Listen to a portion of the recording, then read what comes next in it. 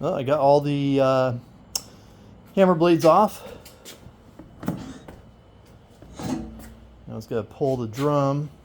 I noticed that didn't sound too good.